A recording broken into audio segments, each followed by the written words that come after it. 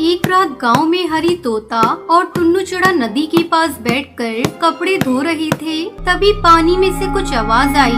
अरे टुन्नू, जरा देखना, पानी में से कुछ आवाज आ रही है। चलो चलकर देखते हैं। ये कहकर वो दोनों नदी के पास जाते हैं। तभी तीन भूतिया चिड़िया की आत्मा नदी से बाहर आती है। बचाओ, कोई बचाओ!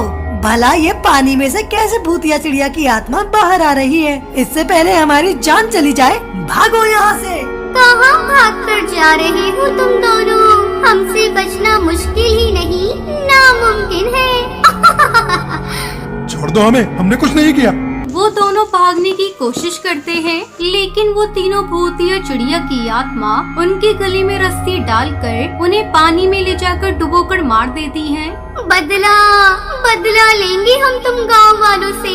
तुम मतलबी पक्षियों के लिए हमारे दिल में कोई जगह नहीं है।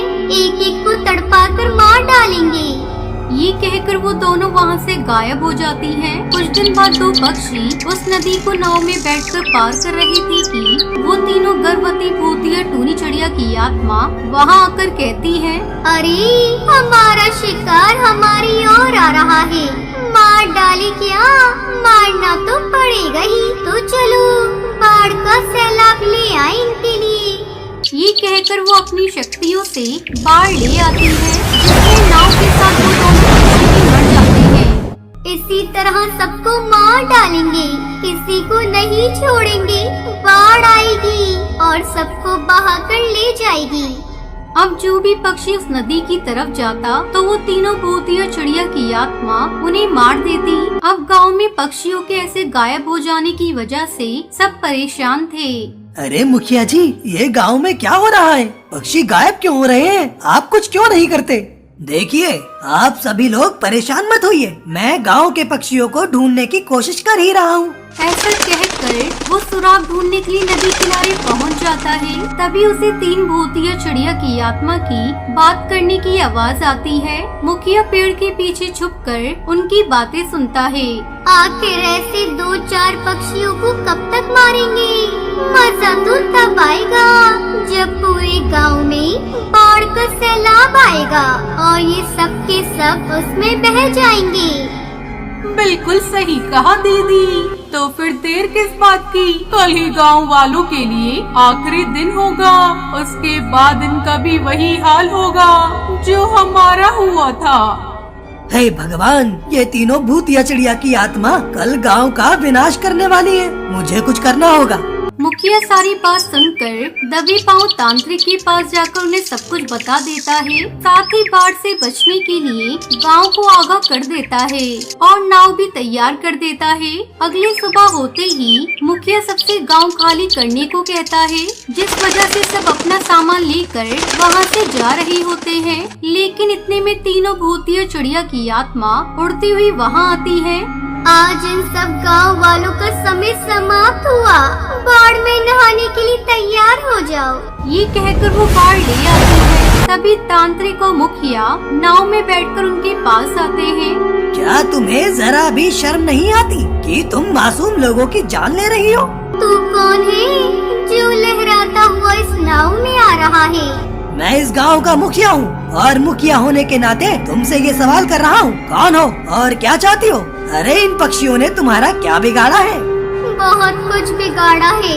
नफरत होती है हम तीनों को तुम पक्षियों की फितरत से।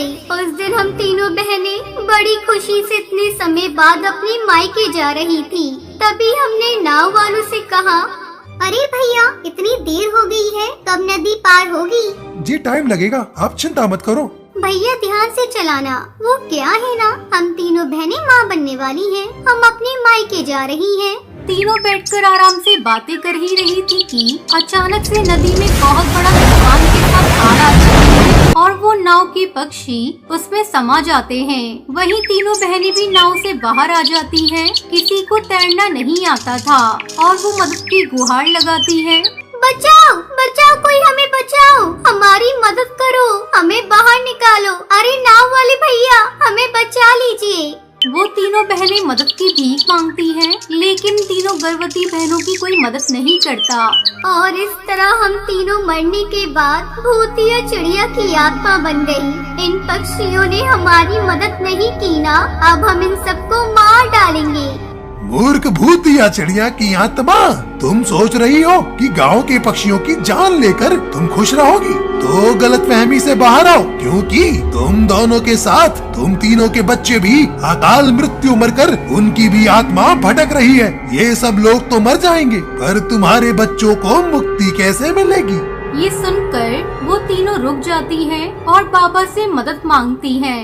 अगर तुम सच में अपने बच्चों की मुक्ति चाहती हो तो अपनी स्वयं इच्छा से इसी बाढ़ में मुक्त हो जाओ। भगवान के लिए इस गांव को छोड़कर चली जाओ।